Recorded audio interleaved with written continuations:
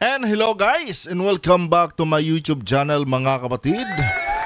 Welcome back sa One Talk PH. At ito na nga po ang pinakalatest sa balita na aking nasagap ngayong araw mga kababayan. Pero bago ang lahat mga kapatid, pasensya na kayo kung matagal tayo nakapag-upload dahil umuwi kasi ako sa probinsya namin para ihatid yung aking anak. No, dahil malapit na kasi mag-start yung kanilang pasukan. And ito na nga mga kababayan, ang pinaka-latest na balita na kung saan nakakabahala po itong balita na ito mga kapatid dahil meron di umanong nadiskubre ng ating mga otoridad sa isinagawang raid nila sa isang Pogo Hub dyan sa may Purak, Pampanga. Meron di umano silang natagpuan mga kababayan na mga damit ng hinihinalang miyembro ng People's Liberation Army ng bansang China. Naku po mga kapatid, tuluyan na talaga yata tayong napasok ng People's Liberation Army ng bansang China. And ito guys bago pa man lumabas itong balitang ito mga kababayan, I think 1 month or 2 months ago, no, na-predict na po natin ito na posible talaga tayo mapasok ng People's Liberation Army ng bansang China dahil sa sobrang lakas, no? Sa sobrang lakas po ng tinatawag natin na Chinese Mafia na nandito ngayon sa loob ng ating bansa. Para po sa mga hindi nakakaalam mga kababayan, itong Chinese Mafia na sinasabi natin dito, sila po yung nagfa-facilitate mga kapatid nitong mga Chinese terrorist mga kababayan na para makapasok dito sa loob ng ating bansa. And ito guys napakalakas ng impluwensya nito dahil meron po silang mga kapit sa lahat po ng ahensya ng ating gobyerno. And isa pa dyan mga kababayan, no?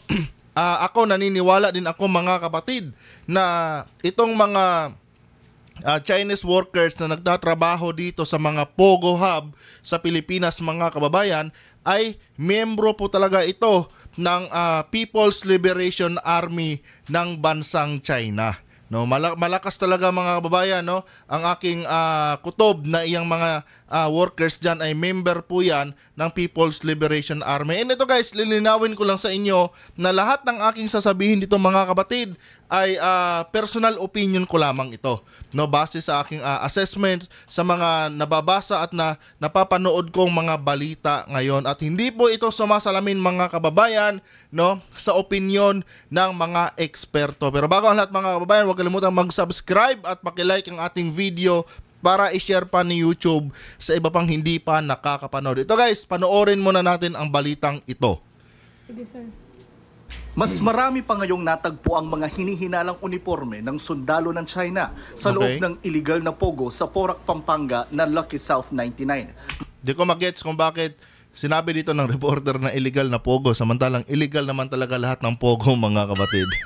Di ba? Tuloy. May camouflage, may pang winter, pang seremonya at merong pang necktie na may 3 estrella o stars. Yun guys, meron din sila nakitang necktie na meron 3 stars. At ibig sabihin niya mga kapatid, malaki ang possibility na meron na ring official ng People's Liberation Army ng China na nandito ngayon sa loob ng ating bansa. And gaya nga ng sabi ko sa inyo mga kababayan, baka later on or sa bukas makalawa mga kapatid, magising na lang tayo, na meron nang madiskubre itong ating mga otoridad na pagawaan din ng mga armas nitong member ng People's Liberation Army ng China dito sa mga Pogo Hub, isa sa mga Pogo Hub dito sa Pilipinas. Hindi malayong mangyari yan mga kababayan, no? Kung meron ngang mga ganitong opisyal na nandito ngayon sa loob ng ating bansa, kung sakali mang totoo talaga itong mga kapatid, hindi rin malayong mangyari na magkaroon din sila dito ng kanilang produksyon ng kanilang mga armas sa loob mismo ng bakuran ng Pilipinas, no? At isa dyan sa mga possible mga kababayan, na pwede nilang pwede silang magsagawa ng kanilang paggawaan ng armas is itong mga Pogo Hub, 'di ba? Yan talaga ang pinaka malapit sa katotohanan mga kapatid na pwedeng gawin nitong mga Chinese na ito dito sa loob ng ating bansa, ang magkaroon sila ng sariling factory ng mga armas nila. Dahil kung meron na ngang ganito mga kababayan, mga ganitong klaseng mga Chinese, no, na member ng People's Liberation Army ng China, na kung saan parang mga opisyal, susunod yan mga kababayan, no, paggawaan na ng armas yan ang susunod na itatayo ng mga yan dito sa ating bansa. And baka later on magising na lang tayo, no, napakalat-kalat na pala dito sa loob ng ating bansa itong member ng People's Liberation Army ng China. 'Di ba? Dahil kung hindi ito mapasara mga kapatid, itong mga Pogo Hub na ito, malaki talaga ang possibility mga kababayan, no, napupugaran na yan talaga, no, ng tuluyan nitong mga army na galing sa bansang China. Dahil alam naman natin mga kapatid na yung interest ng bansang China sa Pilipinas ay napakatindi. 'Di ba? Dahil nakitaan ng China mga kababayan ng malaking potensyal ang ating bansa, no? Maging sa mga minerals natin mga kapatid, na kung saan yan po talaga ang pinag-ugatan ngayon, no? Na kung saan yung China talagang handang handang banggain ang kahit sinong bansa na kakampi ng Pilipinas. Maagaw lamang nila yung ating teritoryo na kung saan malaki ang deposito ng langis. And isa pa guys, no? Isa po yan sa isa sa asset ng ating bansa mga kapatid, yung mga bakal. Dahil yung China mga kababayan, kung hindi ako nagkakamali, nag-e-export yan galing dito sa Pilipinas, no? Nag-e-export yan dito ng mga bakal papunta sa kanilang bansa, na kung saan yun din yung ginagamit nila mga kababayan sa paggawa ng kanilang mga armas. 'Di ba? Gaya ng sabi ko sa inyo kanina, hindi imposibleng magkaroon din sila ng paggawaan ng kanilang armas dito sa loob ng ating bansa dahil yung ginagamit na mga materials ng China sa paggawa ng kanilang mga armas mga kababayan at sa kanilang ginagawang mga barko, no, mga pandigma nila ng mga barko ay galing po dito sa Pilipinas, no? Tayo ang nagiging supplier ng China ng bakal mga kapatid. Kaya yung sinasabi ko dito, no, hindi imposibleng mangyari yan, no? Kung ito ngang hinala ko noon mga kababayan na posible tayong mapasok ng Chinese Liberation Army, nangyari na. No, nangyari na. So malaki din ang possibility mga kababayan, no, na yung isa ko pang hinala, no, na magkaroon sila ng factory dito ng mga armas, posible din yung mangyari mga kapatid sa hinaharap. Antayin na lang natin na pumutok yung balitang yan mga kababayan, dahil sigurado ako dyan, meron talagang balitang lalabas niyan pagdating ng araw. Tuloy. Kung kahapon doon sa isang opisina natagpuan yung mga military uniform, ngayon dito naman sa dormitory, yung tulugan mismo ng mga Pogo worker dito. May nakita ring mga bala at baril, pati mga medalya gaya nitong Outstanding Sergeant Badge. Ang isa namang uniforme may patch na nakalagay na airborne. Grabe ano? Ibig sabihin niya mga kapatid, nandito na talaga sila sa loob ng ating bansa. Di ba? Yung isa may outstanding, ano ba yan? Parang award sa kanya. Siguro yun na yung award niya sa pagiging espiya niya dito sa bansang Pilipinas. Hindi natin alam, 'di ba? Siguro may mga awarding ceremony silang ginagawa dito, no, sa isa sa mga Pogo Hub nila.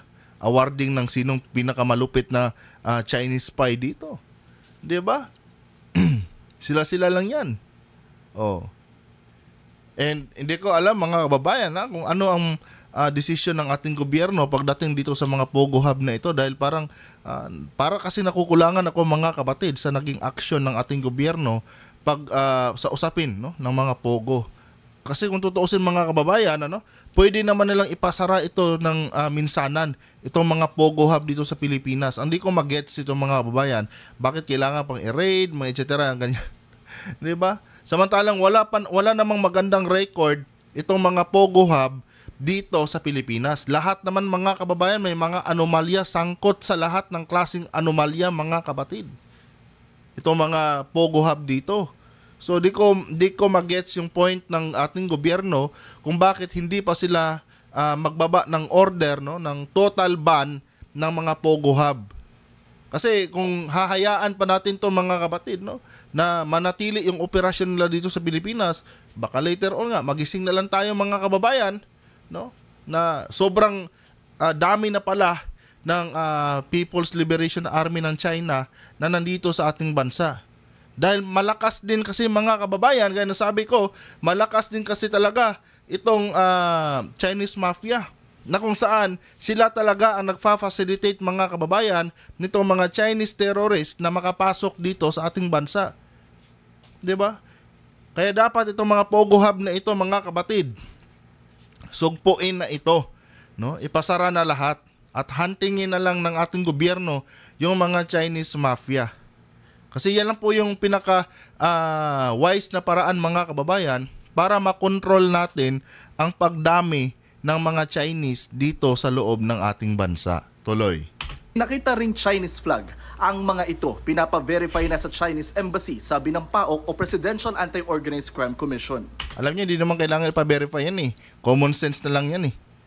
Diba? Sa kabila ng mga nangyayari ngayon, mga kapatid, kahit hindi mo na i-verify yan sa Chinese Embassy, klarong-klaro na ang mga ebidensya, mga kababayan. No? At kung sakaling ipapa-verify nila ito sa Chinese Embassy, mga kapatid, ang isasagot ng Chinese Embassy niyan, i-deny nila yan. Alam nga naman aaminin nila yung mga kababayan. Siyempre, i-deny nila yan. 'Di ba? May magnanakaw ba na umaamin, mga kapatid? 'Di ba? I-deny nila yan. Alam naman natin saksakan ng kasinungalingan itong bansang China. Oh. Siyempre, hindi sila aamin dyan. Pero pag ginamit natin common sense natin dyan, mga kababayan, klarong-klaro. 'Di ba? Na legit yung mga nakita ng ating mga otoridad dyan. No? Ako naniniwala talaga ako na totoo 'yan, no? At meron na talaga ditong mga Chinese na member ng People's Liberation Army ng bansang China na pakalat-kalat dito sa loob ng ating bansa. 'Di ba? Ako naniniwala ako diyan, mga kababayan. Dahil yung Pogo Hub na 'yan, naniniwala din ako, mga kapatid, na lahat ng mga workers diyan, mga Chinese workers diyan, member ng People's Liberation Army ng bansang China. Kung kaya't may nakikita silang mga ganyang uniforme ngayon sa isinagawa nilang raid dyan sa isang Pogo Hub sa Porac, Pampanga. Dahil mismo mga workers dyan, mga kababayan, naniniwala ako, no, na mga member yan ng People's Liberation Army ng China. Kumbaga, yun yung tinatawag na sleeper cells, mga kapatid. Itong aking sinasabi dito, opinion ko lang naman to. Pero gaya nito, mga babayan, ano? Ilang prediction ko na ba ang nagkatotoo na napanood ko na rin napanood ko na sa balita. Marami na rin, mga kababayan. No? At isa na rin itong hinihinalan nilang members di umano ng People's Liberation Army. Oh. Kasi ako naniniwala talaga ako, mga kapatid, na napasok na tayo. No? Hindi man ganun kabulgar yung pagpasok nila, pero I do believe, mga kababayan, na nandito na sila sa Pilipinas. And hindi pa naman huli ang lahat para sugpuin yan. Ang kailangan lang dyan, mga kababayan, total ban, no, ng Pogo Hub.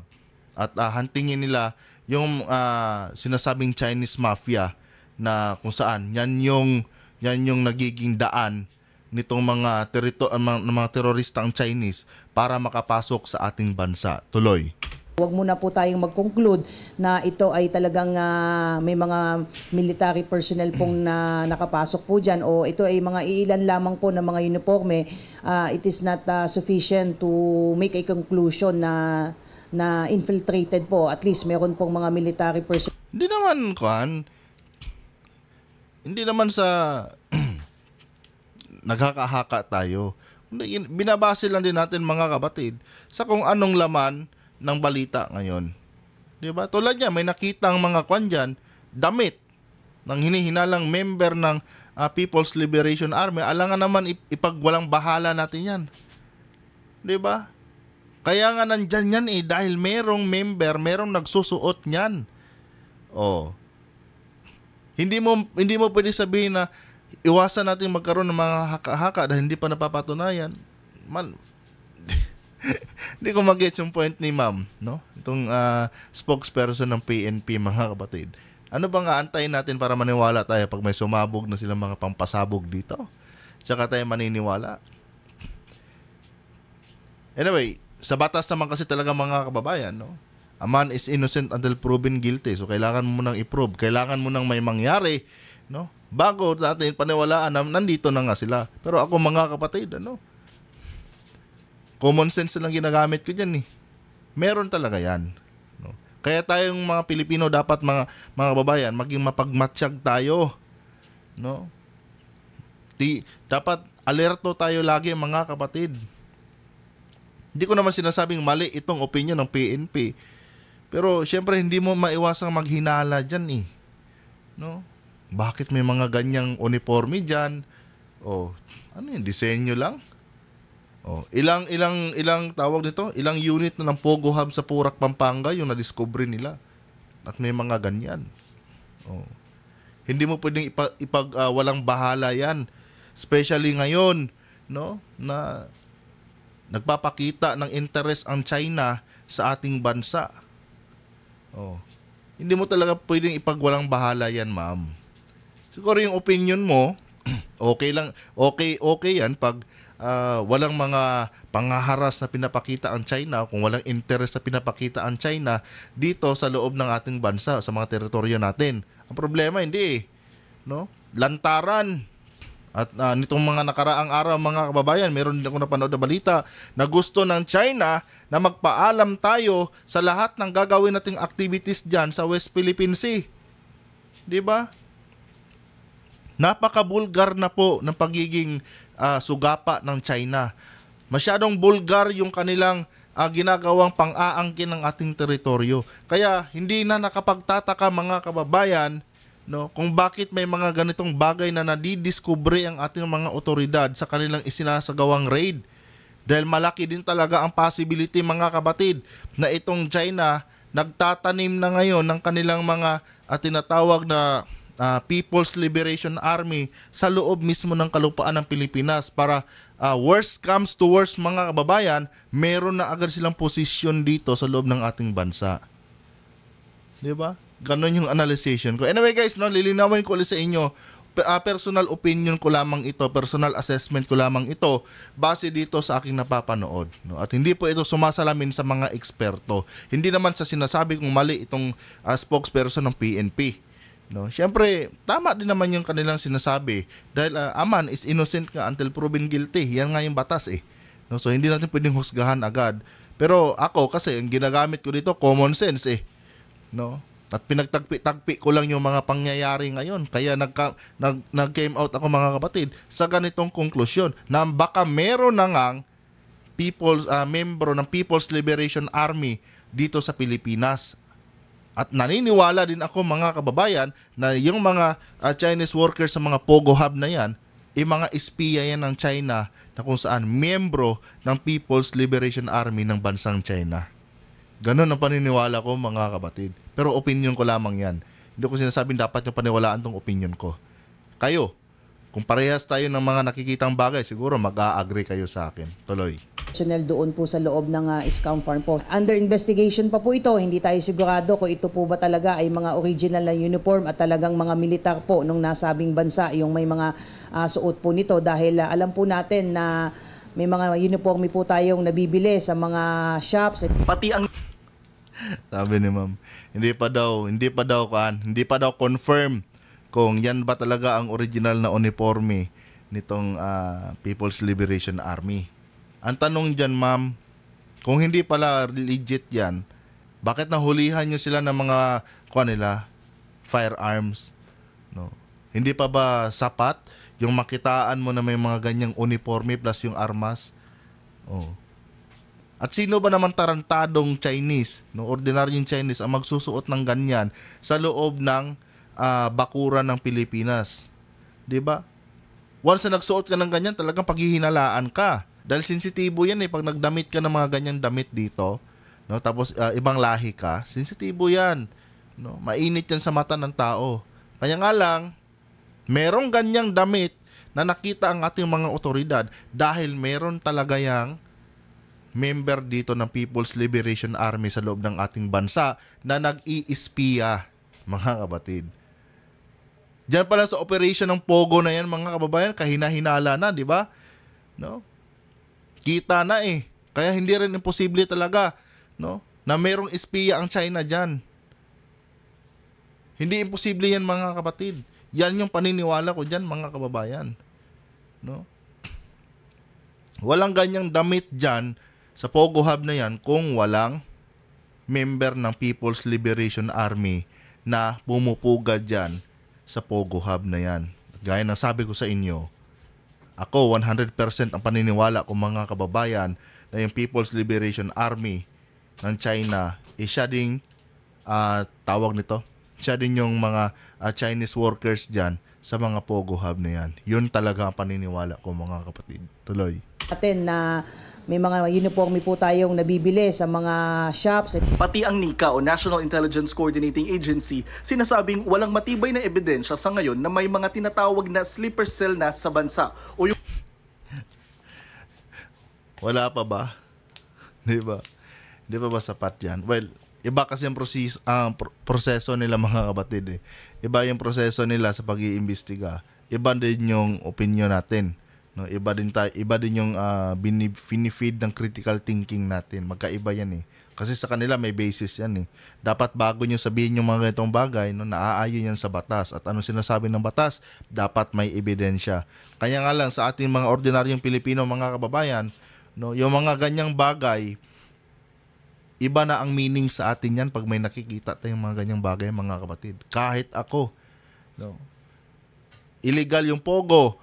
No, may mga kung anong illegal na operasyon ang ginagawa nila diyan. Tapos may nakita pa tayong ganito. Mga uniforme ng hinihinalang member ng People's Liberation Army ng China. O pagsama-samahin natin 'yan, 'di ba?